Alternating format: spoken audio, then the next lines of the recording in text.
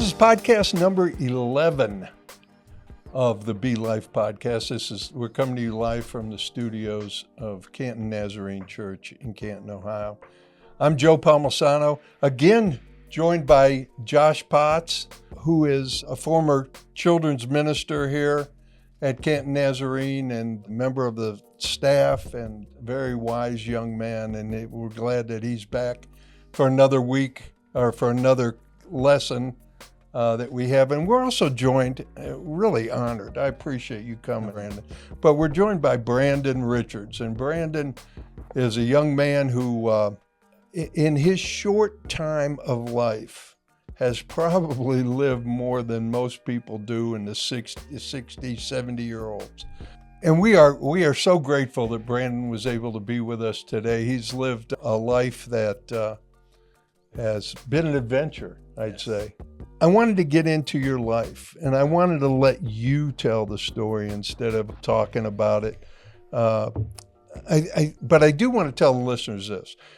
You know, a lot of this podcast is getting into questions, biblical questions, doctrine, things like that. But we have in multiple situations, multiple podcasts, had people on to demonstrate the things that we talk about on the other sessions. And this is one where you come in and you talk about your life, Brandon. It lets people see the practical side, the reality of God's word and what God does in people's lives. So I thank you for being here for that. I'm honored. If you would take us back to the early part of your life and the things that kind of formulated all the patterns in your life up until the time you came to know the Lord. Okay. So I was born in Cleveland. So I was up there. I went to Cleveland schools. My stepdad that came around after my dad left, he went to school to be a ordained preacher or pastor or whatever the term is. But he was also driving for the Christie's Cabaret stripper bus, and he was an alcoholic. So living in that, yes. Wow. That's not a combination you hear very often. No. I'm sorry for laughing. I apologize, but that just kind of, yes. I didn't expect that. Yes. Go ahead. So just a little backdrop on that. Well, we grew up, first off, I was introduced to the Mormon church. Okay. And the Mormon church, I was a young kid that liked a lot of energy. Well, when there's cookouts, you have about 50 to 100 Mormons show up at your house and just have parties in your front yard all day. So when you're I'm the youngest of all three, me and my two older sisters. So I was always running around. I just had a ton of energy. But that was a little too much for him. So I was always grounded from about the age of 5 till 16. I can remember I sat at the kitchen table with my hands flat staring at the wall, or I had to do chores all day. I was like a Cinderella story, a male side of Cinderella story.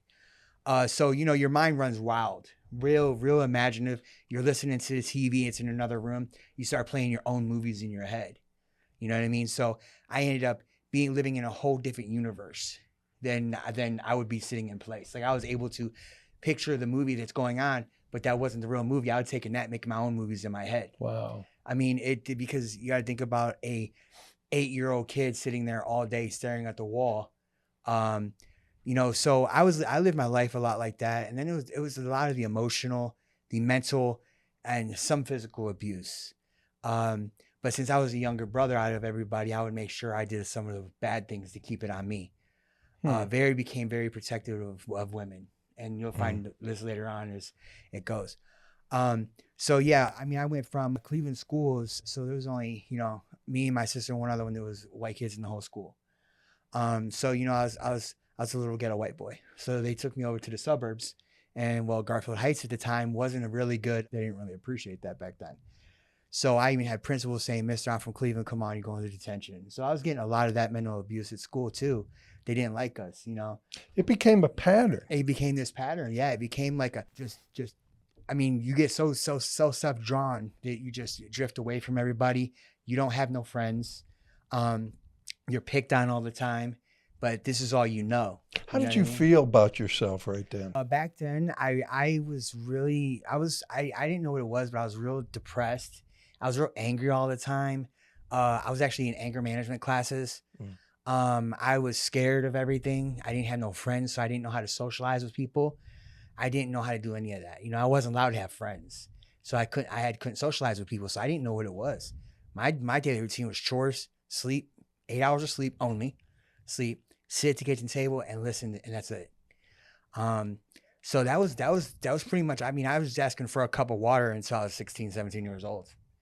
That's how it was. But I did grow up working on cars. I started working on cars when I was 9 years old. I think I started helping tear my first 81 Malibu apart when I was like probably 11. They had pictures of me underneath the hood. When I was 15 and a half, and see, I had a learning disability. I was slower to learning, but probably because of the stuff that was going on at home, honestly. Yeah. But I had dyslexia. So they put me in speech class, and the dyslexia went away from going to speech. So I was able to read normal. But I don't know if I could, but from Z to A, I used to be able to say my ABCs faster from Z to A than A to Z. I was just all the way out, you know? So over the years, that's how I progressed. I also played football for Garfield Heights. The principal was like, hey, we'll pay for him to play. He just got to keep C average, grade, and we'll play. So I played for the first 2 years. I was right tackle. I loved it. That was my thing. Go to school. I tried to do the best I could. Go play football. Ninth grade came around, just to put this out there. I didn't mop the floor the night before, the first day of ninth grade football. He took me out of football forever. Your father? Yeah, my stepdad. Your stepfather? My stepdad. So now in our smaller school, we went to Cuyahoga Valley Career Center out in Brecksville. They had took like 5 different kids from different schools, Strongsville, Parma, all these different districts, and brought them in there for a smaller class. It was called Career-Based Intervention, CBI. And what it was is the teachers would sit down with us better. My GPA went to 3.5 in ninth grade. Well, we also was able to work, and they'd give us like half a credit. So now I'd go there. I'd go to the high school for a couple hours, and I got a job at McDonald's at 15 and a half. Opened a joint bank accounts with me and him because we got another credit for that. They were help boosting us along in life. I had to do interview skills and all this stuff. I ended up getting into it with a manager there, and I got fired. So I went to Wendy's across the street. At this time, I'm out of football. I'm starting to rebel. I'm not going to school. I'm going to career-based intervention. I get to high school. I leave. I started smoking cigarettes. My sister introduced me to cigarettes. So I started smoking cigarettes. He caught me smoking. I wasn't allowed to work no more. I understand it now. Back then, I didn't. You know what I mean? I worked odd-end jobs through that. So throughout this time, he had bought a 74 Buick Apollo. It's a rare old school car. I loved the car. I helped him build it. We had a 69 Skylark GS, a 79 F100 with the rainbow stickers and a 95 Hyundai accent, because he was also going into the nursing homes out in Walton Hills and preaching to the elderly people, and he would do a little song and a little sermon. I'd go with him. So the director actually gave me the car because she knew I worked on cars my whole life. So I had all that. I also played pool tournaments with him. But it was mostly a hustle. If there was money involved, I would go play with him. That was the only way I could play. We go to churches, and that's what we were doing, So I was also working out. But once I got stronger, I had to quit working out. I wasn't allowed to work out no more. I got better at pool. I can only play with him out there. That was my go-to. Pool was my go-to. It was a pool table in the basement. So I went downstairs and played all the time, especially when he went to work. So fast forward a little bit, when I turned 18, I had money in the bank. I think I had about $5,000. I now have my cars. We also collected Hot Wheels. On Father's Day, back when Kmart's were still around, they released the new Hot Wheels. So mine, his thing would go there and get all the Hot Wheels you can straight out of the factory. You might get treasure boxes that are worth thousands of dollars as soon as you walk out, the misprints. So I'm not even exaggerating, probably 5,000 to 10,000 Hot Wheels all combined. We had a hobby shop cost, but see, there was always a backwards motive for this. So when I turned 18, there was some stuff that happened. He took all the money out my bank account because I offered him $1,000 to pay the bills. He cleared my bank account. So I said, I'm leaving. I'm gone. So I leave. I call my buddy. I was like, hey, if you're sponsored by Fox Racing, he says, he'll help me get all the cars out to take them to his house because I wanted, but they weren't in my name. So I make a phone call to my mom. I'm like, hey, I'm going to come get my cars, And so I go down there a couple days later. The driveway's empty. 3 of them's gone. So I go inside. Now my baby's in the garage, the 74 Buick that I grew up on. All right. So I go inside, my mom's face turns pale white. I was like, where's the cars? I go and kick the garage, everything's gone. Tools, rims, everything's gone out of the garage, the car. He sold every car underneath me. So now, I ain't gonna lie, this is back in the day when I was really bad. I didn't get drunk or nothing. I didn't like drinking or anything back then, but I was living on the streets at my buddies' houses, jumping around. You know what I mean? But I wasn't partying or nothing. I didn't do any of that because I didn't like alcohol because he was an alcoholic. I don't like it. But I remember that Halloween, I really got drunk. And I called my mom, and he's like, "That's not your mom no more." So all I remember is walking down the street with a bottle. I was going to go kill him. I was really going to. I was going to go do it. I remember waking up back in my buddy's house later on, and the gun showing up on the mantle. Someone got me back to the house. I don't know who it was. They said it was the police. A police car dropped me off. I'm like, that's what they said. So over the years, it just, I played a lot of beer pong over the years. You know what I mean? And going to colleges, but I didn't drink. I would just give it out. But I was from the east side to the west side. Now I'm hanging out over on the west side because I did live on West 11th down the street from the Christmas Story house. I was like a block away. Mm-hmm. So I'll fast forward a little bit. So my dad left when I was 5. Okay. I lived on 79th and Harvard. I watched him pull away. He said he'd be back and never come back. That's when my stepdad adopted me. Okay. Wow. So, but they adopted me. They told me my dad never wanted nothing to do with me or pay child support. So my stepdad adopted me and my middle sister, which I just followed her steps because she was older than me, and that was blood, you know. Did they treat her the same? No. Okay. So my oldest sister, Jess, she was the good girl. She was the smart one. She was a real good artist. She straight A student. She was cool. She never got in trouble. She never had no problems. My middle sister, she was a tomboy. She didn't have no problems either. But I was the youngest. Apparently, I was the troublemaker. I was just the hyper one. I always wanted attention. So I'd find a way to get attention. You're gonna have attention with me, like one way or another. I don't care if it's negative or not. I ended up actually developing an eating disorder when I was a kid. My stepdad actually learned how to put beer cans on the outside of the door. So when I opened the door, the beer cans would fall, and he'd come flying out the room like, "What are you doing? Get your butt back in there!" And maybe smack me a couple times. But then what I do, I also learned how to put my finger on the cans and stop them from falling. So it was a little kid ingenuity. So yeah, over those years, I really endured a lot of mental and physical abuse, and my imagination would run wild. I mean, people would tell me my imagination was out of control. I never, it was just what it was. But I was always a bubbly person. I still smiled through all that. You know what I mean? This is what I know. This is what it is. I knew I was getting emotionally drawn, depressive. I knew I was. My anxiety was through the roof. I didn't have any friends, so now I'm trying to make all these friends. I'm trying to relive my childhood in my teen as I turn 19, 20. I'm trying to be a kid now. You know what I mean? I'm trying to be a normal kid, but I just did it the wrong ways. I'm getting into fights in the suburbs because I'm from Cleveland, so in the suburbs we didn't get along. I'm out there fighting them. I catch a disorderly conduct. Dude tried date raping my ex-girlfriend, so we got into a fight a few times. I go to jail. That was the only back then. So this is a story. I ended up going to Colorado, right? My real dad reaches out to me. I go to Colorado, link up with him. Was it just sort of out of the blue that he Well, reached my out mom to? was talking to him, and she's like, "How would you like to meet your dad?" I was like, "Who? I'm not talking to my stepdad. What are you talking about?" She said, "Well, his name was Wayne." I was like, "No, I'm not doing that." She's like, "No, you're Ray, your dad." I said, "Sure, I'll talk to him." That's so interesting. So I ended up, from that disorderly conduct, I had a warrant because I didn't go to jail. I didn't go to court for it. So I didn't have a license at the time either. So my aunt lives out there. My dad was living with my aunt. She's a magistrate, or she worked in the courts. And my uncle's like, I think headed in NASA for the Air Force Division or something, works up in Pikes Peak because it's all military in Colorado. So she actually paid my warrants off so that I can move to Colorado with them. Oh. So now after about 18 years, I moved to Colorado to live with my dad. I get there, he was cool, but we didn't know each other. Yeah. You know what I mean? And I got off the bus in Timberlands, jeans, beater with tattoos. They don't do that out there. And I had this attitude to me. My own cousin said he would have ran from me across the street. That's what he said. He said, "But you weren't family, I would have ran." Because I had that persona, you know what I mean? I had that tough boy persona. I had to.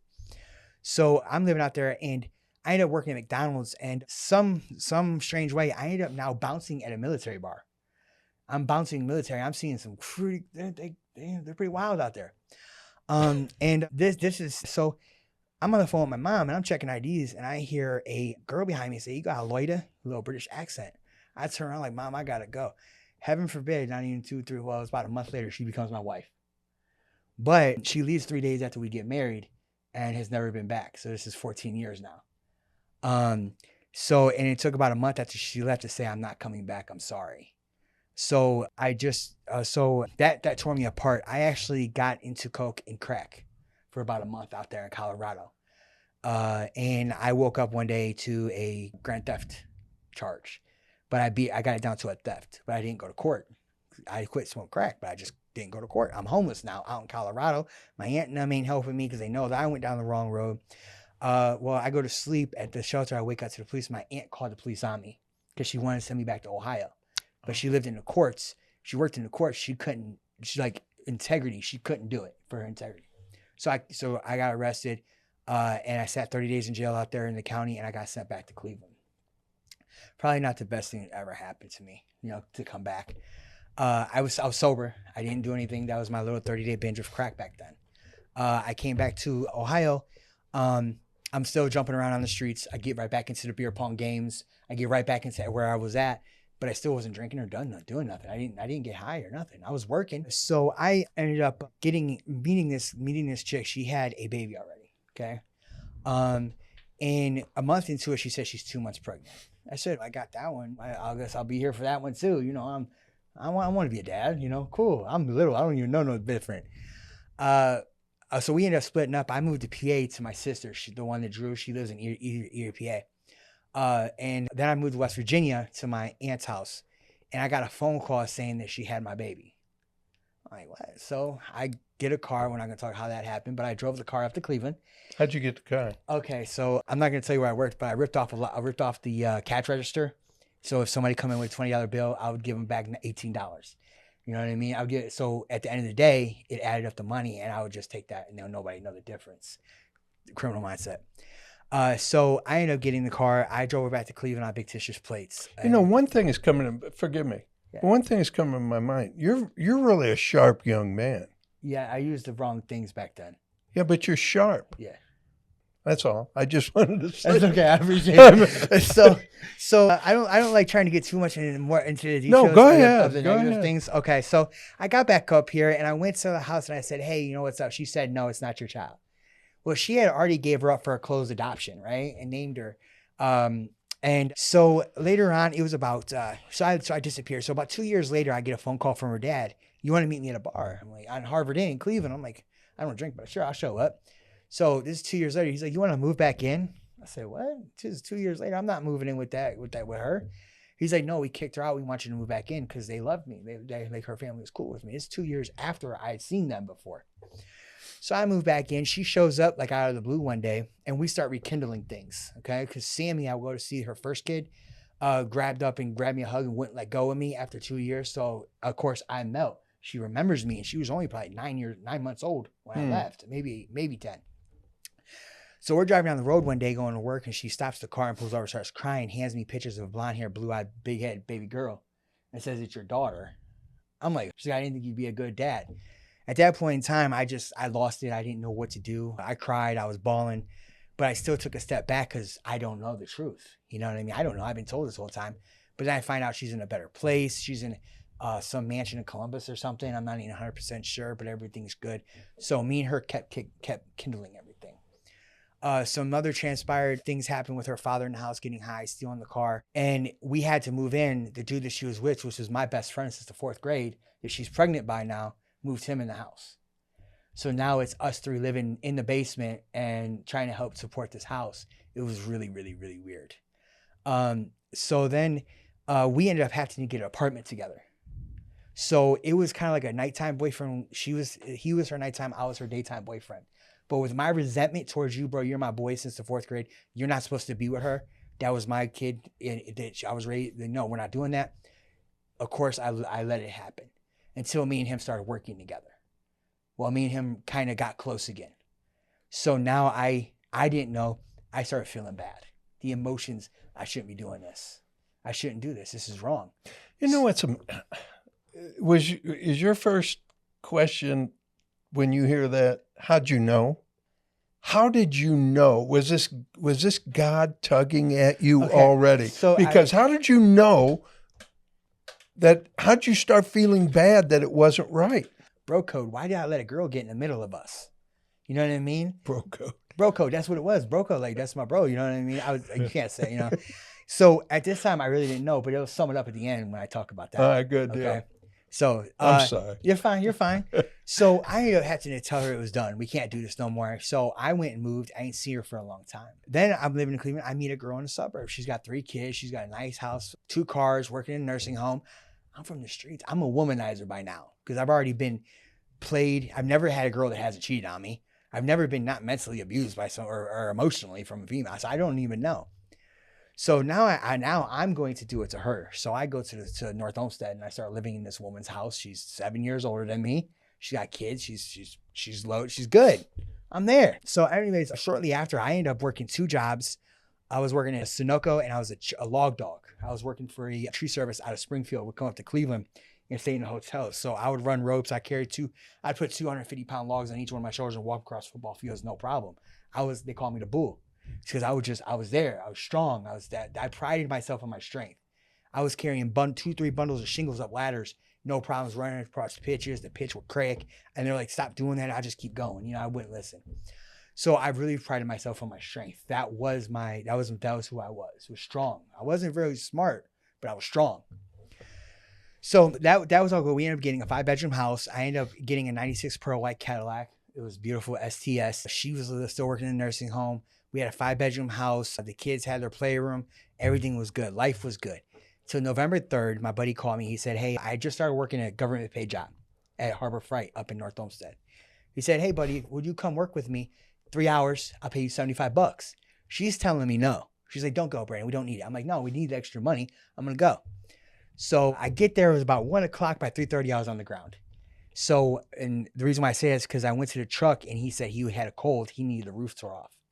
So I go up the roof and there's a walkboard over here in the corner. 2 guys up there sitting in the pitch. They're smoking cigarettes. I come up and I'm like, all right, well, let's move the walkboard down. It's slippery up here.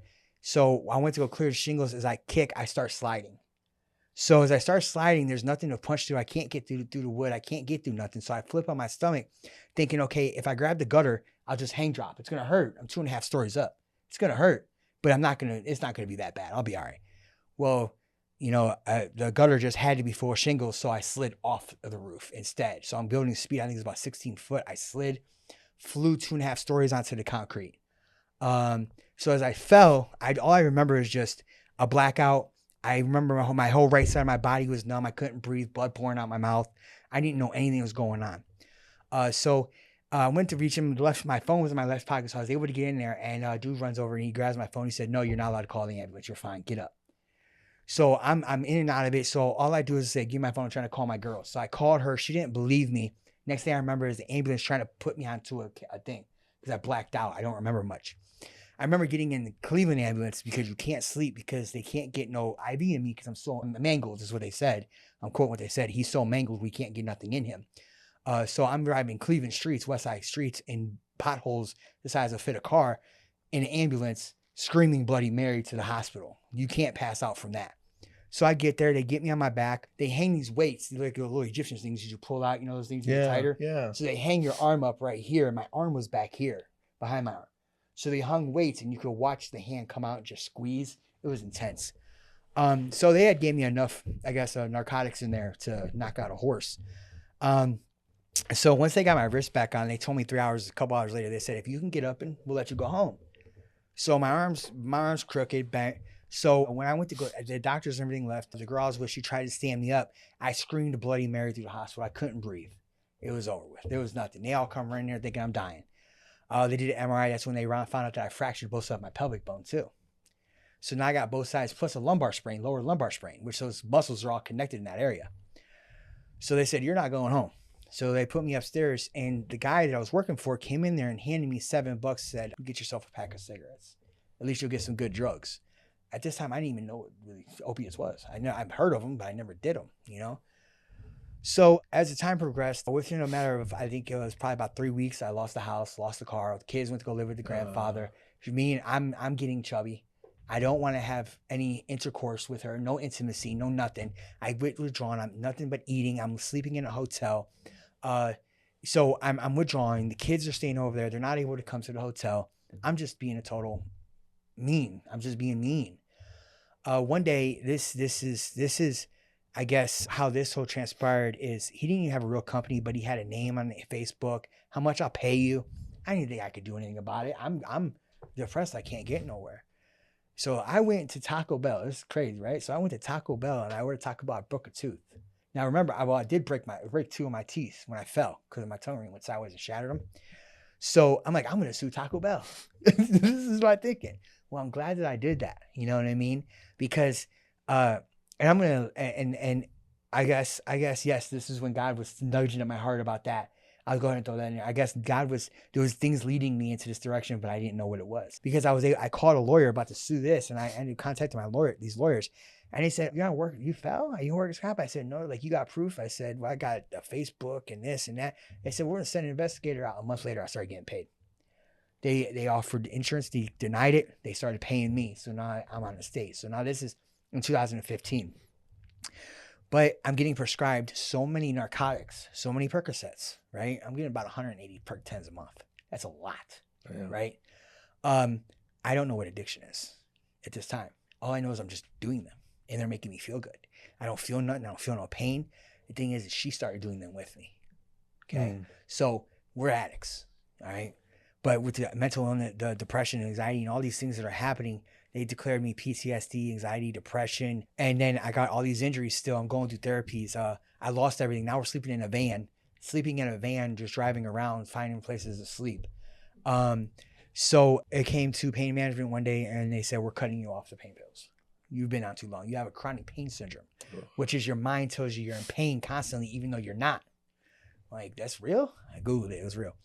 So they cut the pain pills completely. So what do? Now I'm full blown addicted to these things. There's no help. They said, "You're done."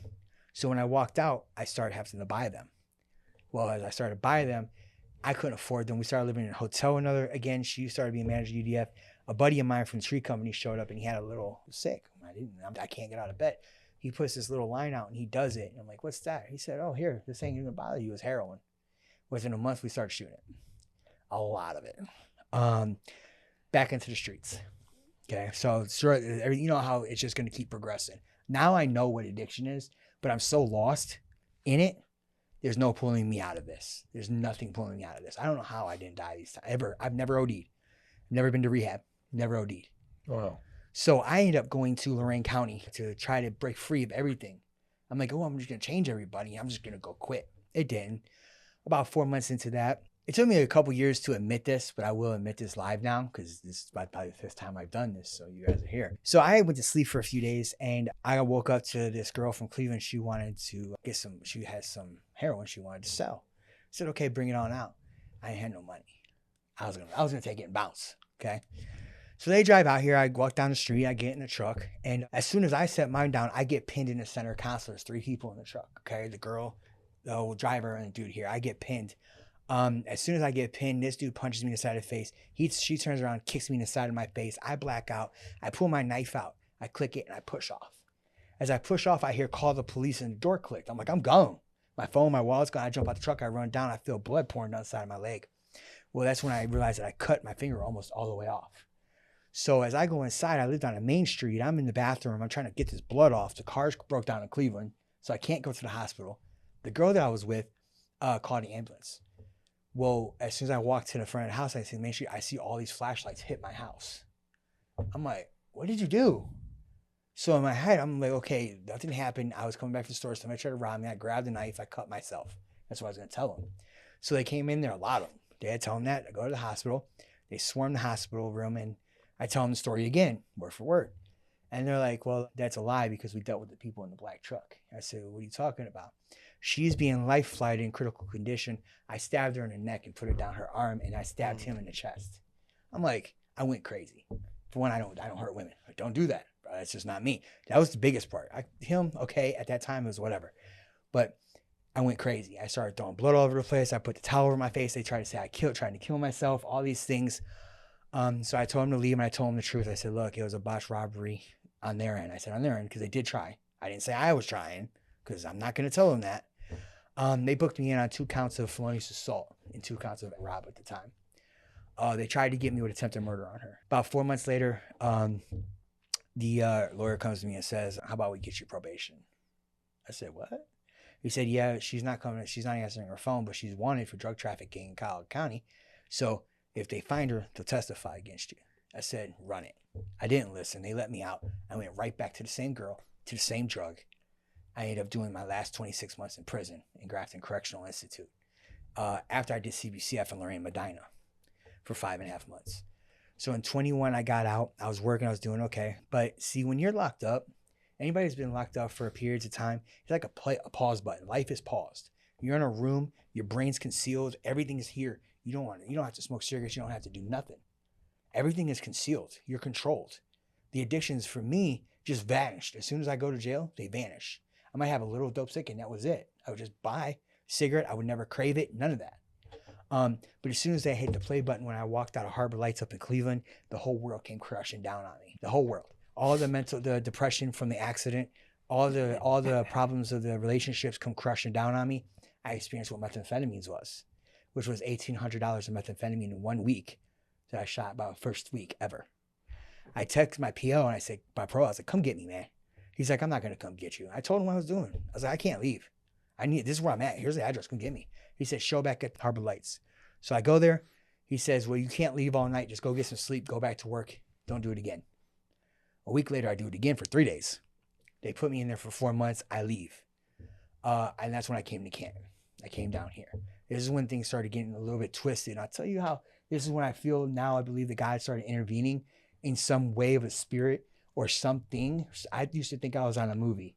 This is when it starts playing that I can remember. Wow. I literally used to walk around with cameras, like, where's the cameras? Not just from the drugs, but I would have people think there was cameras following me too. Because I would like, dude, come with me. And you'll come to see this more.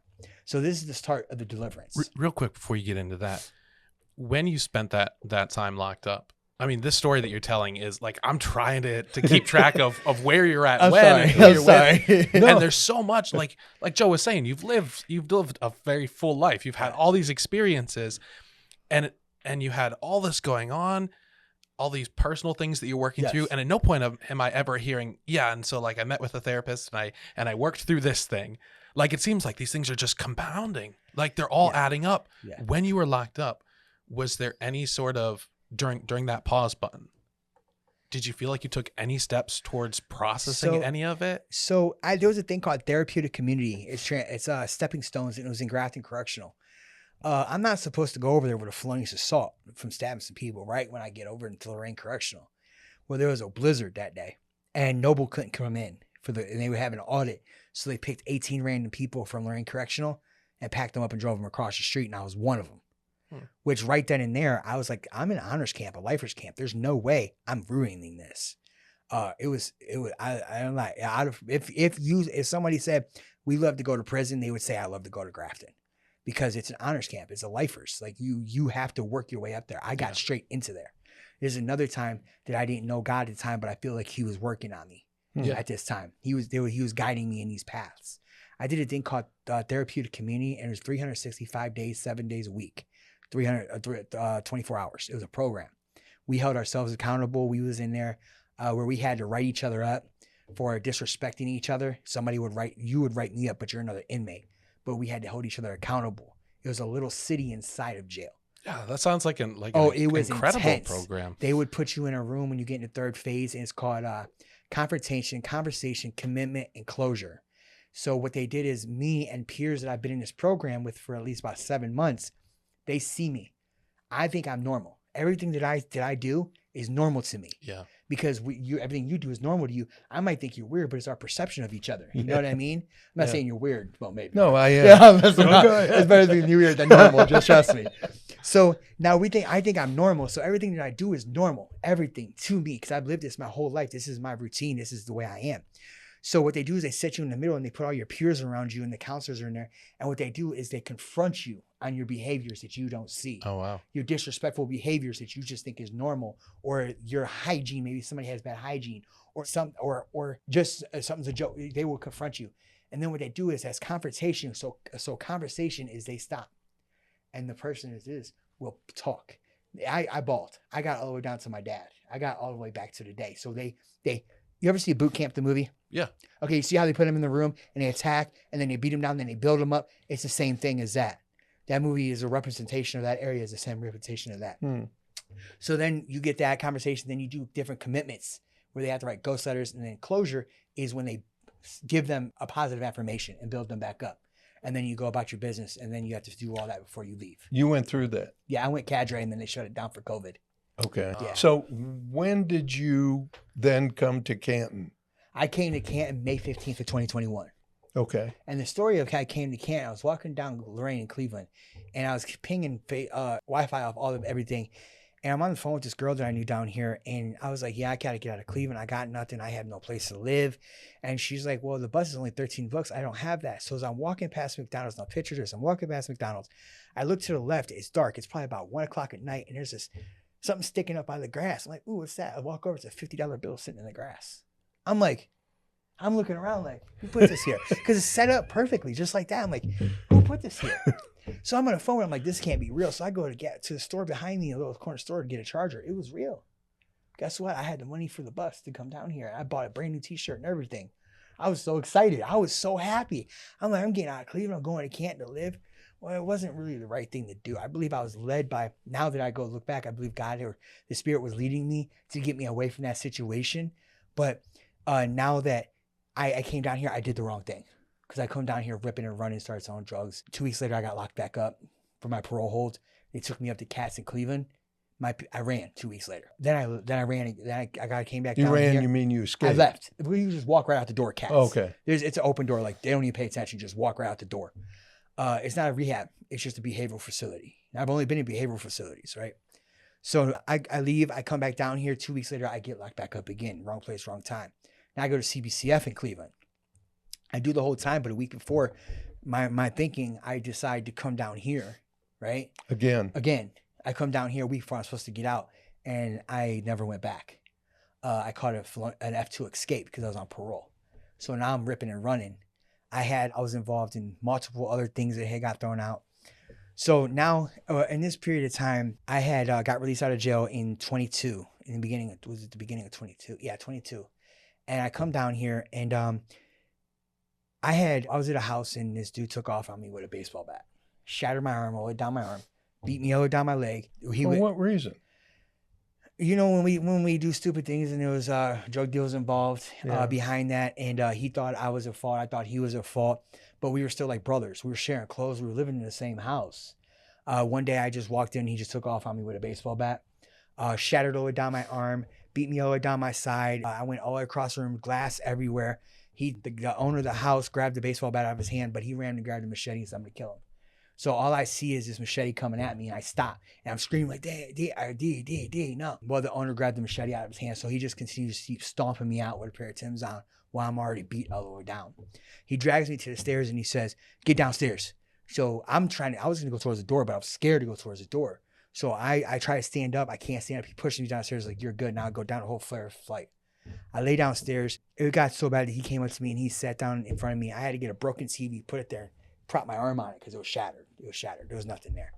I couldn't move my leg. He said, I got your back whenever you need it. This is what was going on. You know what I mean? I black out in pain. I wake up about 12 hours later, and I have to get dressed and crawl up the stairs. So it took me about 3 hours to wake up one little flight of stairs, about 10 stairs. I get outside. He comes out and he tells me, he's like, I'll kill you if you tell anybody. Oh, this is all in Canton. Yeah. This is right here. Yeah, but yeah, think about it. I came down here May 15th, and I've done, so you're looking at what? May 15th, 21, this is 24, so you look at 3 years. I've done about 18 to 20 months in jail while I've been down here. So Wow. I've only done maybe 3 weeks here, and all this stuff was happening in these short periods of time. So I ended up going on a run. I ran because I got in the ambulance. He pushed me to the corner. I didn't say nothing, but he had got arrested on a warrant. The dude did it. Still didn't say nothing, but people wanted to assume I did. So anyways, I pulled away from that. My arm got broke 2 more times in the same house, being protective of somebody that I thought was in trouble. So I ended up going to Tennessee. My arm is broke for months. I'm not working. So I'm down there with my mom. I haven't seen her in about 9 years. My family left about 9 years ago, and it left me up here by myself. So I have no blood in Ohio left, except for my aunt, but she's diabetic, and we don't talk. So I ended up going to Tennessee, and I'm down there with my mom for about 2 weeks. Some things transpired, and I ended up breaking into a car. For some reason, something triggered in my head, like, you got to go. And it's something I can't explain what it was. So I actually told my mom that I did this. They called the police on me. I sat in jail, and they released me. I came back to Canton because my mom said, you're going back to Canton. I can't keep you down here. So I went back to Canton all the way up until July 3rd of 22, which is my sober date. I was in the wrong place one time again. I was in a car that I thought was somebody else's car. We picked up another car that I thought was her car. And we was in a house eating food, and we thought it was her house. I got picked up in an '08 Cadillac in Cleveland. And I got charged with F2 burglary, F4 grand theft auto, F4 stealing stolen property, F5 theft, M1 OVI, M1 driving under suspension. Oh my gosh. On top of having the F2 escape for the parole hold from back in 2018, right? So when they take me into jail, I'm sitting in there, and I'm definitely going to jail. I'm going to jail. Now this is For a while. Yeah, I'm thinking I'm done. I'm done. There's no way I'm not getting out of this. Now this is the point of God. I'm going to explain how I was telling you about what's happened. So shortly before this, I take this back a little bit before we get to that part. So I was sitting there's a church on Northeast Side on 2nd Street. And it's got a big cross in front lit up. So I'm sitting there, and I was tracing space, and I didn't know what was going on. I couldn't see nothing. All I saw was like figures. You know, we call them shadow people, right? But from being up too long. But I wasn't up too long. So I'm sitting there, and I cried out, and I said, God, if you're real, you have to see to believe. I've always been a see to believe. You tell me you got a Lamborghini. I don't care if you're Brad Pitt, go show me that Lamborghini. I don't believe you, because I have to see to believe, because so many people has let me down. So I said, Lord, if whatever you are, because at this time I feel like there's something guiding me or controlling me. I'm like, whatever you are. I didn't even say God. I said, whatever you are, you better show who you are. Show me who you are, so I know you're real. Right? Because I'm thinking there's something going on with me. I don't know. Somebody's following me. Something's guiding me. Something's keeping me safe. Somehow something's keeping me safe. So now that day I was walking across Canton with one shoe on, one shoe off. My back of my leg was knotted really bad. It was the middle of winter. So it's during the day. I'm coming back up past towards the refuge. I think I got some food that day. And I had looked over, and there's a pair of all white, brand new Skechers, 9.5, my size, sitting there brand new with the tag on them. I was like, ooh. Something is real. Whatever that is just helped me. Cool. But I don't know what it is. I call it the force for a long time. I said it was a force. I said there's this force, right? So I put the shoes on. I can walk perfectly fine around Canton now. But I'm still not listening to this. So this is when the faces and all the traumas and all the voices was starting. Music, everything. 1 light, 2 lights, 3 lights. If I had music in, it was lights. If I didn't have music, it'd be beeps. Okay? So I had to figure this out. Okay? Do you get that? Hold on, you'll get it. You'll get it in a minute. All right, go ahead. So it goes, 1 is no, 2 is maybe, 3 is yes, right? So if I didn't have music on, I would follow the 1. If I went to turn, I hear beep. I didn't go that way. But if I went one way to go beep, beep, beep, I'm going that way. Every time I follow the yes, I would show up where there's food, safety, water, hot water, solitude, sleep, clothes. But if I followed the wrong path, I would get jumped. I would be around a bunch of people that are getting high. There'd be no water. There'd be no food. There'd be no clothes. I didn't know. So I'm like, well, I'm just going to start following. Somebody's leading me in this direction. So I've talked to this thing. I'd like, whatever's leading me in this direction, keep me going. But then there was also another aspect. So all the trauma that I've endured in my life in just a short period of time, I would walk down the street, and let's say you was the one that beat me with the bat, your face would be on his face. So now I run this way, right? Or the voices, there'll be multiple voices. I didn't know what to depict. That's why I put music on my ear, so I'd follow the lights, because the lights ain't gonna lie to me. So I had to do all these things because of that. So I'm walking a path like this, okay? And this is how I'm walking. I'm surviving over this period of time. But I'm still just thinking, I still just think it's a force. I don't understand what's going on. It's a force. It's controlling me. I'm thinking there's hackers and all these weird things are going on. I can't understand it. So I go to jail, and I'm sitting here talking about the past, and I'm hearing voices, and I'm seeing things, and I don't know what I'm depicting. But so my buddy, okay, so the guy next to me, he ended up putting a gun on my face and told me to run one time. So I didn't like him. Well, he walked up to me, handed me a Bible. I'm like, what's this? He's like, the Bible, bro, read it. He's like, I hear what you're saying. Let go of the past. I said, huh? He said, let go of the past, and he walked out. I'm not cool with this guy, right? You put a gun in my face. I'm not going to be cool with you. So as we're sitting there, I started to try to use the phone. I had the 40 Days of Purpose-Driven Life, an amazing book. If anybody's never read it, read that book. Man, it changed my life. So as I'm reading this book, I'm starting to do devotionals, starting to do these prayers, but I'm going in his cell with him. Now I'm getting drawn to his cell, right? So when I started like believing there was something like good now, is because if I went to the phone and I tried to use the phone, nobody would answer. But if I went over into his cell and we would pray and do a devotional, I go to the phone, somebody would answer. It'd be the most beautiful thing in the world. I have the most beautiful conversation. But then there was times I'd go to the phone before I prayed or anything, I would answer the phone and it'd be the worst conversation I'd have, or they just wouldn't answer. So I kept testing it. I tested the water. I said, bro, come on, Jordan, let's figure this out. So we go over there. It wouldn't happen. He's like, let's go pray. We go in there. We prayed, do our devotional. We learn the Bible, go back, phone would work. And I'm like, what is going on? I'm thinking I'm on a movie now. I'm out here like, where's the cameras? Who's involved? Who's involved? I'm really asking the CEOs like, bro, what's going on here? You know, what is going on? Then I would start hyper focusing on certain things. I would hyper focus on what's on the TV. I would hyper focus on what people would just walk up and answer the question in front of me. And I'm like, and then turn around and walk away like they knew what I was talking. I'm like, this is insane. I'm really losing my mind. Yeah, I started actually withdrawing myself back because I think something's coming at me. Something's coming after me. I'm not supposed to be doing this. Now I'm probably in there for about a month and a half, 2 months. I'm not on any narcotics. I know I still have the mental issues going on. So real quick, when these signs first started appearing to you when you were on the street, at that time, were you getting high regularly? Yes. Okay. Yes. But they persisted beyond that. Yes. When you're locked up, When when I you're got locked sober, up, yes. it's still happening. Yes. But it was scaring me. Yeah. You know what I mean? And on the street, like I would follow the people dressed in white, people in black. If I followed the people in white, I wouldn't even be getting high that day. I'd go where there's food. I'd go to a safe solitude. I followed the people in the black, I would be over here getting high. I'd be over here getting robbed. I wouldn't be able to take a shower for days at a time. I wouldn't have clothes. So I learned how to follow the light instead of the dark. I learned how to follow these things. I started learning in this different path of walking as I'm getting high. Okay. So I get in there and so I'm sitting in the cell, and this is, I couldn't tell you the exact date because in there we don't tell dates. It was sometime August of 22.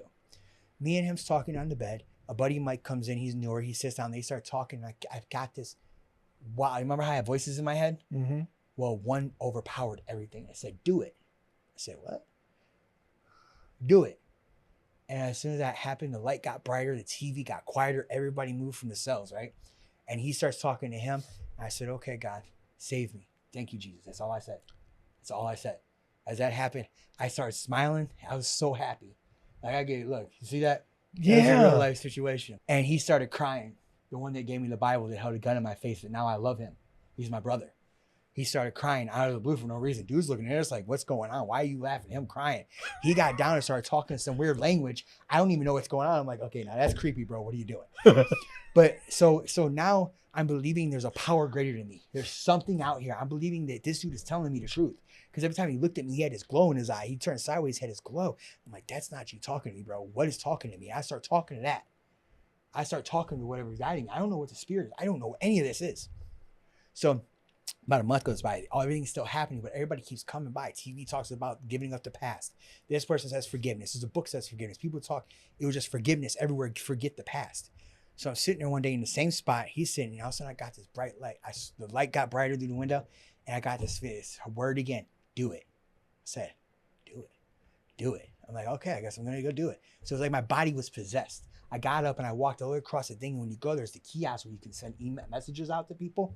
And there's a lot of people on there that's done me wrong, or I've done them wrong. But see, I didn't know at this time, but I wrote every single one of them. I said, I'm sorry. I said, please forgive me. God forgave me. And I cried. At this time, the TV got like celebration music. Everybody walked on the other side of the pod, right? It was just me sitting there bawling and pouring my heart out, saying, God forgave me.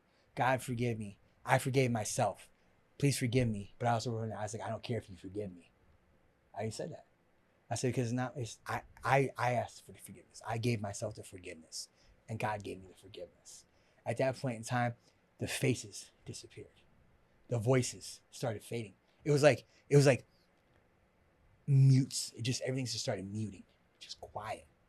I was just bawling. I can't explain it. That's all I can. That's the only way I can explain it, because I remember it. It's like I'm still standing there doing it right now. That's what I'm doing. At this point in time, things just started coming together. I started drawing. That's how I created my kids' character. I have a whole kids book, illustrated characters, everything done right now. The whole thing, it's just sitting there waiting for God to say, put it out there. I started writing music. I started singing, but I was singing and drawing at the same time. So people was listening, didn't know I was drawing. They'd come in there and I was drawing, but that was my way to pull them in there to pray with them. I took my cell all the way at the end, right? Well, then this is when, as I told you, the numbers started. That's why earlier. I was like, the number 8s everywhere. I don't know what's going on. But when something was good about to happen, I noticed this, I would see this number. So I didn't know what was going on for a long time. It was literally driving me crazy. All my cells was 16 or 8, 16 or 8. Everywhere I went, from here to Cuyahoga to prison to everywhere it was. See, they were all number 8 or 16. So I didn't know what was going on. But I learned to just go ahead and follow this. Okay. But I'm still trying to do my own thing while I'm in jail. I started a prayer circle in jail, right? I started for the older fellows who come back there, we have a prayer circle, right? So then later on, I brought the younger ones in and we'd have a prayer circle with them. And I started reading a little bit in the Bible, but I'm not so much as a biblical as so much as I listen to you, and I will listen and I'll remember everything you say. Reading stuff is a little bit more difficult for me. So I'm now, it's weird. I would just walk around, I walk into my cell and they start talking the Bible out to me. I'm like, well, I guess I'm gonna sit down and listen to you. And I'd retain the knowledge that they were saying. And then an hour later, I would be using that knowledge in my life somewhere. Somebody would come up to me and they would talk about the situation. I'm like, whoa. So now I'm being guided. Now I'm starting to realize there's something good out here and it's making me a better man. But I don't know what they call it. I'm thinking there's a spirit. It's a force. I don't know. I know there's God. There's this, there's this. So I started really getting into it. So I go to SRCCC. I start prayer circles up over there. We started Bible study up over there. Well, then my guys come in there, Faith Family, SOS, from Faith Family, the prison ministries. And this guy comes up and he talks about his life story. And his name's Ren. He's an older fellow biker. He's been in prison, drug dealer, been good for 20 years in Christ. At that moment in time, I knew to change my life over. I knew it. At that, when I heard his story, I'm like, if he can do it, I can do it. And he's older than me.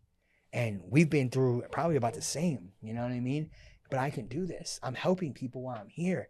So then they said about getting filled with the Holy Spirit. I didn't know what that is, but I'm like, sure. Hey, listen, I've done this. I'm going to dive in and do that too.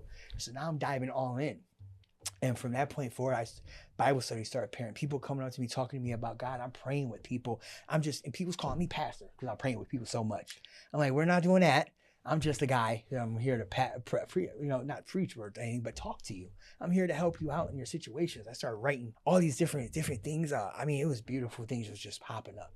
So I got baptized while I was still in SRCCC, Faith Family. So I got baptized. That was a beautiful thing. When I got out, oh man, listen, the stuff that the Lord has done.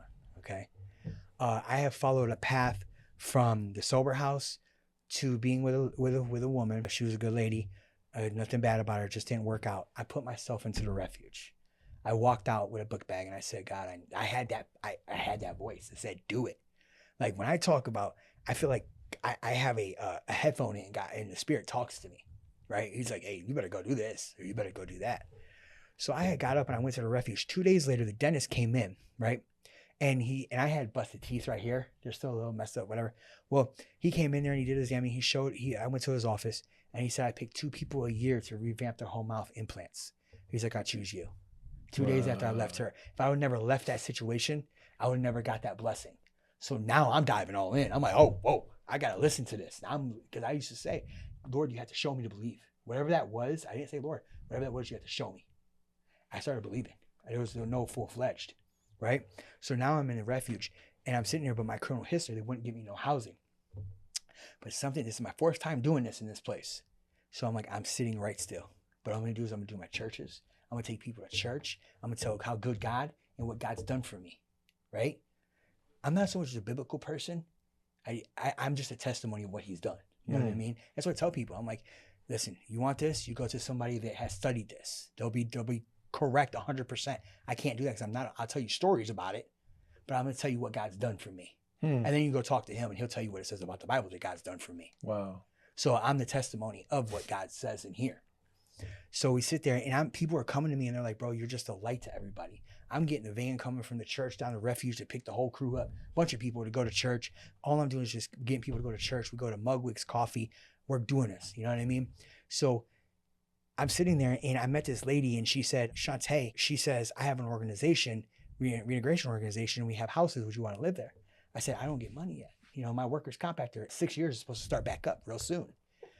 So she says, well, when you do, so listen to this. I go talk to Scott down at the thing. And he says, well, we really can't help you out too much because your criminal history, just have faith. So I sit down. I'm like, Lord, I'm going to have faith. I told everybody I'm going to sit here with faith. So I fell asleep for a second. There's a guy comes sit next to me. My phone goes off. The lady with the organization said, hey, there's an organization willing to pay your first month's rent if you want to move in. I asked her, is it right? So I'm like, okay, I'm gonna jump in with a step of faith. The next day I find out it was 2 months it was paid. Well, when they did the paperwork, it was 6 months it was paid to live here for 6 months. But that's not even where it gets there. I'm in there and she wants me to start working around the house, helping these guys out, the addictions and everything. So, but it was too much. So I went to help a friend of mine move. And now this is where it gets real interesting, because I'm walking a line of faith. I walk a line of faith every day. I don't know what's going on. I will never make a plan. I don't have a planner. I don't have a budget. I don't have nothing. You know what I do? God will provide. It will be there because I believe he will be there. How does this fit into our whole discussion last week about God's will? Yeah, absolutely. Well, think about it earlier. You're living it, man. Yeah, when I came in here earlier and you guys were talking about the walk in the faith, I literally, I'll get to that at the end because I'm going to try to sum up. Sorry, I'm trying to hurry up. So anyway, so I go help them move, right? And we went to this 2-minute warning over at our church. Pastor Barbie did this 2-minute warning on the weekend. She said, you might have to give something up for the Lord to bless you. Well, I'm focused on my kid's character, right? I'm focused on where am I doing with this? I'm also vaping. I'm vaping big stuff, 50% salt nick, right? Real strong. So that night I said, I have to put that down. It was on a Sunday. Don't even ask. I don't keep track of this stuff. I can't. So I put it, I went handed it to do it at 10:30 at night. I looked at the one, I said, God, I know you can take this away. You've taken away counseling, psych meds, all these traumas, these faces, these voices, delivered me from drugs. You delivered me from the pain, the suffering. I'm able to help people. I was like, you delivered me from the dark. I know you can do this. I woke up the next morning, has never had a craving, never had a fiend, never wanted to vape again, ever. Boom, gone, like blew it like a dust. Next day, I go to help my people move. They said, we got a house, like they're moving out, right? And they're moving into another landlord's house. And they're like, oh, it's only $750. I'm like, whoa, I get paid. I'm supposed to get paid on Thursday. Now put this together. I ain't got paid in 6 months, right? 6 years. So I'm sitting there and I'm like, it's Monday. I'm like, well, I could afford this. I was like, but my criminal history, they're not going to give it. He's like, they only do it through referrals. They don't do credit checks, background checks, job checks. Not if I refer you, he'll give it to you. So they had a 21-day prayer and fast at the beginning of the year. So I'm like, oh man. So I move him. So I'm like, all right, well, he's like, I'll text him tomorrow. So I call my buddy Bob, he's my mentor, and he calls me and he says, I said, hey, we got to go to prayer tomorrow. We have to go. We got to get some coffee first. We got to get hyped. We got to go. We got to get the spirit ready to go. Man, we got to worship. So when we get there, I text Shane. I said, hey, text your landlord about the house. 5 minutes before service started at noon. It ends at 12:30. 4 minutes before the end of the day, end of the service, my Pastor D from the SOS guy, he says he's doing a prayer. And as soon as she said your prayers will be answered, I got an instant text message from the Lord said, you got the house. Wow. I bawled. I sat down. I couldn't speak. I couldn't talk. I pulled Ren, which is the guy that I heard his story in there that turned my life over. He was here. My mentor that's been with me the whole time since I've been out is sitting right here. The only two people here. It was powerful in my life. I couldn't talk. Pastor D comes behind me and he puts his hands on my shoulder and I'm like, I got the house. And all I could do was just bawl. This is the first house I've ever had in my life. I'm 34 years old at this time. First house. I don't even have a job. I'm walking by this faith. And my payment started on Thursday. Wow. Whoa. That's all I can say is, wow. I am speechless. So the landlord, I call him. He's like, yeah, just go ahead and move in now. Pay me Thursday. My check came a day early. I paid him early. So then I paid him. He wanted $700 next week for the security deposit. He's like, just give me $500. So I gave him $500. That's not it. That's not it. That's not it. Trust me, that's not it. So I'm living there. We have a couple of my buddies in. One's having problems with his wife. They're fixing. He's in prison ministry. The other dude wanted a mentorship from NA and AA. He wanted to learn with Christ because he sees what I have. He sees I'm happy. I can actually sit at home and do nothing and just be sober. I stay with God, but I don't have to try to be sober. It's natural now. Like you're sober naturally. I'm sober naturally now. I don't have to get high no more. I don't want to. So he wants that. So people want this. So I'm finally like, okay, one day I'm like, I want my license. It's been a long time. I have like 16 FRI suspensions, an OVI. I have a GTA, receiving still probably another car. So, yeah. So I go to the DMV and I'm like, well, how can I set a payment plan? They're like, well, the Attorney General wants $4,800 total to get your license. You have to pay it all. Like, okay. So my next check, I think it was like a week later, I go to my mentor. I'm like, hey, I'm going to give you some money towards that. The next day I wake up to $4,800 in my bank account. There's no lie. That same day I got paid my regular pay. So I was able to get my license paid completely off the Attorney General's and get my insurance. Okay. Now, this is the workers' comp stuff. Okay. So now I'm like, Lord, I know. And he told me, he's like, there might be another plan for you, Brandon, because everything you plan Does not work. So don't make plans. Wow. This is God's whip right now. And I kept getting messages, enjoy your life. You've done enough. God's got you. Wow. I never understood what these were. But I had unlikely people when I first got to jail, when all this stuff started happening, would say, enjoy your life. Just enjoy the ride. It's okay. I got you. I never understood what that meant until now. So I'm sitting there and I'm like, okay, I'm going to go ahead and put money away. I don't know why I'm going to do this, but I'm going to go ahead and put money away. So I handed him $600, right? So that I would buy a car. The next day, I woke up $6,500 in my bank account. Didn't even know these checks were coming. Didn't even know they were coming. No, I didn't even look at the BW. I don't look at that stuff. I don't look at scheduled payments or nothing. I don't do none of that. It's there. So I went and bought me a truck. So they wanted a co-signer. I couldn't co-sign. You're not supposed to co-sign. The Bible says don't co-sign for nobody. You know what I'm saying? Because then you're like stuff like that. I didn't know this. I'm texting all my guys in my group. My pastor's like, hey, you can't do this. I said, okay. So me and my buddy, we prayed. We went to one spot, left. He prayed. We went to another spot. I saw a black F-150 sitting there. My favorite truck I've always wanted. I was hyper-focused on trucks. I was telling my mentor, I'm going to have a truck in a couple of weeks. He's like, what? I'm going to have a truck. I'm telling everybody, I'm going to have a truck. Mark my words. God's going to give me a truck. I just said, I'll have a brand new one sitting out here. I just said that. Hopefully, I got it. So I walk in there. I said, I got this. No co-sign, zero credit. He's like, we don't do that. Go drive it. So I drove it. I had $2,500 in payments for that. Everything has been provided for me. Insurance. On a date, I never checked. It's like this date. Yeah, it'll be there. Did I actually put money away? No. Why? Because it'll be there. Because I walked this line of faith. Because he showed me when I asked.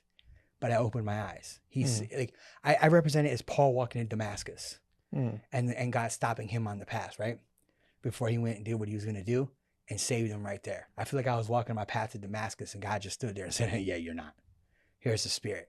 So there's times that I feel like it's not even me in my own body. Yeah. The Spirit takes me over and I will sit here and I pray to the Spirit. I pray to God. I pray to the Father. I pray for the Son. I pray to the Spirit. I pray for that. And every day, if I don't hear, I took Facebook feed off my phone. Because I was sitting in my house. I'm like, I'm not feeling nothing. What's going on? And then I started getting messages. I'd walk down the street and somebody would like, I'd see standing there hyper focused. And I took Facebook off my phone. I'm like, who said that? But there was somebody literally sitting there talking. I'm like, so one day I took this off. I was like, dude, this was last week. I took it off, left Messenger, because all my guys from NAAA, from the sober houses I transport them, they call me on there. So all these I said, I'm gonna let the Spirit guide me. So I got in my truck the other day because I got real restless. When I get restless, I gotta go. I know what it is. My Spirit's trying to get me somewhere. Let's go. I get in my truck. I'm driving down the street and I heard PK. I'm like, PK. Oh, why? Oh, crap. Let me see if he's okay. Boom, boom. You call him. He wanted me to pull up on him, take him to lunch. At the same time, there was another dude that was having a hard time. He wanted to go to a AA meeting. We went there. The dude talks about deliverance in his life and a white light to hit him. It was just a ping, ping, ping. The Spirit guiding me into these things. So now I run that testimony. Now I work with a nonprofit organization called C2C, Choosing to Change. She's given me the whole faith-based sides for people to transition from Christ. You know Stan? Was this here? Mm-hmm. Yeah, I got his book. It's actually in one of his offices downtown at Crossroads. Stan's the guy that I do the prison ministry. Yeah. It's one of his old partners that I work with. She's also given me permission to open CRs downtown in downtown in Canton.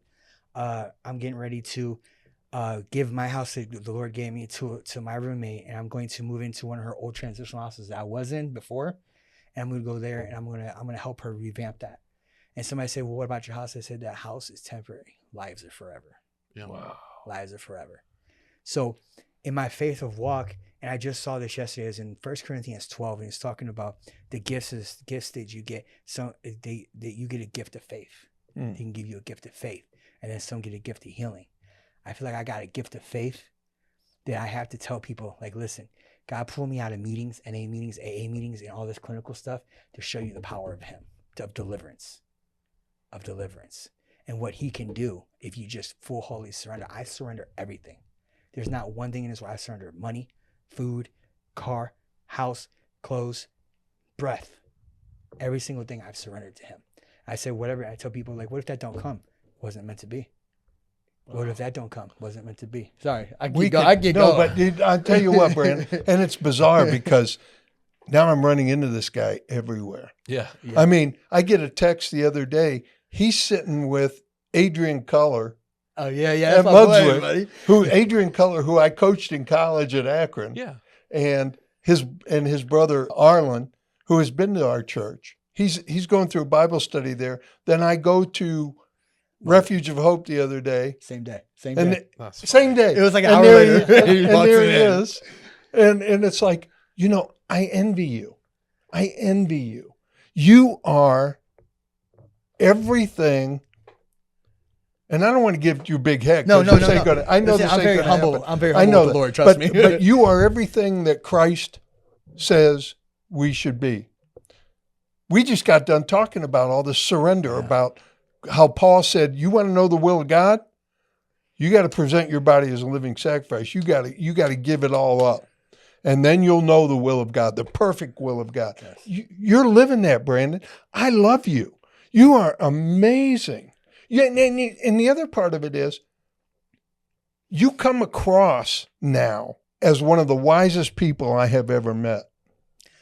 And don't get me wrong, I'm not pumping you up. I'm just saying, because of God in your life, you come across, you present yourself. I mean, I'm just in awe of your wisdom that God has given you, because you're completely speaking Him to us. I absolutely want to hug you.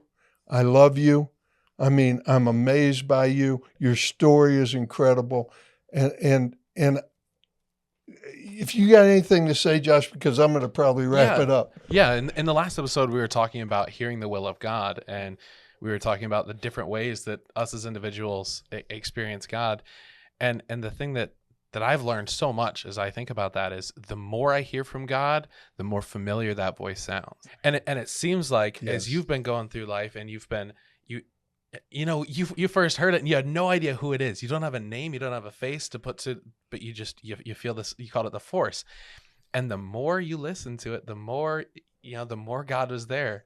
And yeah, you're to a point where your story sounds like something we'd read out of the Bible, like a person who, you don't have your house in a neighborhood that you've been living in for years, or this job, that your 9-to-5 job you go to every day. Like, you are completely open to whatever God has for you. And that's amazing. You are going to have so many unique opportunities as you go through life with that attitude, to not be burdened by complacency or these things that are just the day to day.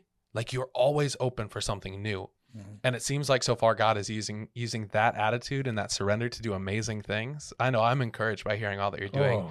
And I'm really looking forward to hearing from you again in a couple weeks, a couple months, a couple years, and like, see what else God has done in your life. Well, the Spirit did talk to me a lot through, this is the last thing I'll say. So, and with the dental work I'm getting for confidence of talking and doing my stories the way they are, the Spirit will say, how you can hear him talking to people and stuff.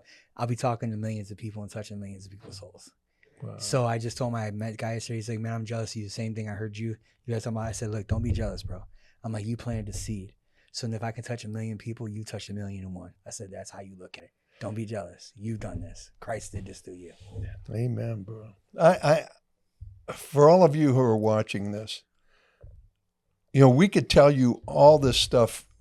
We could read from the Bible. We could do all these things. You can hear the promises of God, which are true. This Bible is God's word. But what has happened in this man's life is the practical side, is the real side of what God does.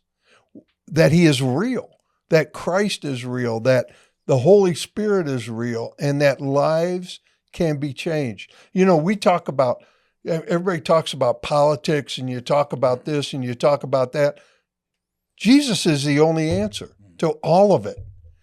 You can try and solve problems different ways. Jesus is the answer to all of the problems, all of the situations. And Brandon, you are a beacon of hope. You are salt. You are inspiration.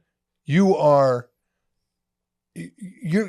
have no idea what you've done to me as far as just the reality of what God does in lives. Yeah.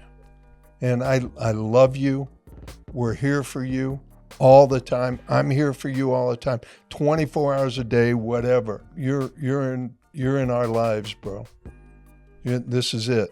You're brother. You're in our lives. You're family. Thank you. I love you. Thank you. I want to thank you for joining us. And I hope that you take this to heart and realize that whatever you've done in your life, you can start over. You can have a brand new life. God bless. Have a great week. Wow.